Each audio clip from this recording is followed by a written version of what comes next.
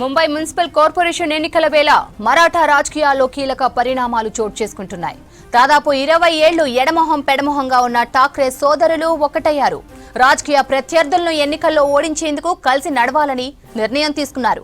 ముంబై ఎన్నికల్లో కలిసి పోటీ చేస్తామని అనౌన్స్ చేశారు. జనరల్ గా మహారాష్ట్ర రాజకీయాలు అనగానే ముందుగా ఠాక్రే కుటుంబం గుర్తుకు వస్తుంది. మరాఠా పులిగా పేరొందిన బాల్ ఠాక్రే మహారాష్ట్రలో ఏళ్ల పాటు రాజకీయాలను శాసించారు. ఆయన మరణం తర్వాత శివసేన పార్టీ చాలా ఆటుపోట్లు ఎదుర్కొంది. ఇక 2009లో శివసేన నుంచి రాజ్ ఠాక్రే విడిపోయారు. పార్టీలో వారసత్వ విభేదాలతో శివసేనకు గుడ్ బై చెప్పారు. 2009లో ఎంఎన్ఎస్ పేరుతో కొత్త పార్టీ పెట్టారు రాజ్ ఠాక్రే. 2009 మహారాష్ట్ర అసెంబ్లీ ఎన్నికల్లో పోటీ చేసి 13 సీట్లు గెలిచి సత్తా చాటారు రాజ్ ఠాక్రే. ఇక 2014, 2019, 2024 అసెంబ్లీ ఎన్నికల్లో పోటీ చేశారు. కానీ ప్రజల మద్దతు కూడగట్టలేకపోయారు. ఒక్క సీటు కూడా గెలవలేకపోయారు. ఉద్ధవ్ ఠాక్రే తండ్రి బాల్ ఠాక్రే ఉన్నప్పుడు శివసేనలో రాజ్ ఠాక్రే కీలక పాత్ర పోషించారు. బాల్ ఠాక్రే తర్వాత పార్టీలో ఎక్కువ ప్రయారిటీ రాజ్ ఠాక్రేకే ఉండేది. ఏ కార్యక్రమం నిర్వహించాలన్నా అంతా రాజ్ ఠాక్రే చేతుల మీదుగానే జరిగేది. బాల్ ఠాక్రే చనిపోయిన తర్వాత శివసేనను వీడి ఎంఎన్ఎస్ పార్టీని స్థాపించారు రాజ్ ఠాక్రే. ప్రస్తుతం శివసేన 2 పార్టీలుగా కొనసాగుతోంది. శివసేన పార్టీని ఏక్నాథ్ షిండే దక్కించుకోవడంతో బాల్ ఠాక్రే కుమారుడు ఉద్ధవ్ ఠాక్రే శివసేన యూబీటీ పేరుతో పార్టీని నడుపుతున్నారు. శివసేనను చీల్చి బీజేపీతో ఏక్నాథ్ షిండే చేతులు కలపడంతో మహారాష్ట్ర రాజకీయాలు ఎన్నో మలుపులు తిరిగాయి.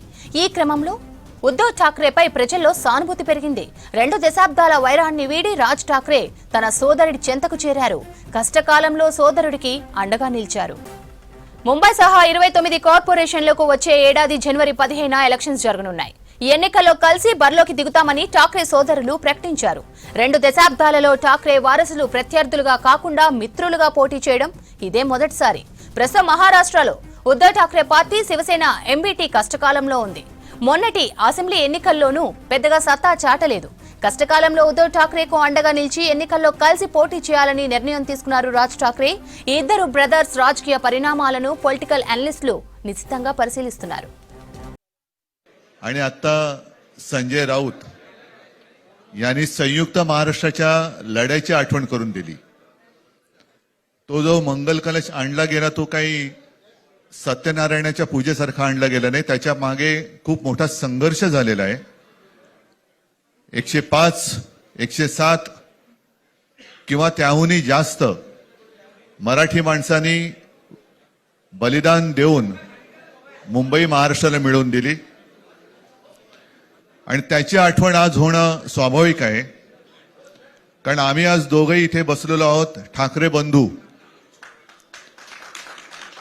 आमच्या दोघांचेही आजोबा प्रबोधनकार हे संयुक्त महाराष्ट्राच्या लढ्यामध्ये पहिल्या 5 सेनापतींमधले एक सेनापती. त्यांच्या सोबत माझे वडील म्हणजे शिवसेना प्रमुख हिंदू हृदय सम्राट बाळासाहेब ठाकरे, राजचे वडील म्हणजे माझे काका श्रीकांतजी ठाकरे, म्हणजे अख्खं ठाकरे घराणं त्यावेळेला मुंबईसाठी संघर्ष करत होता.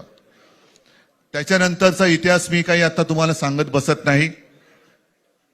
पण मुंबई महाराष्ट्राने मिळवल्यानंतर मुंबईमध्येच मराठी माणसाच्या उरावरती उपरे नाचायला लागले आणि त्यावेळेला न्याय हक्कासाठी शिवसेना प्रमुखांना शिवसेनेला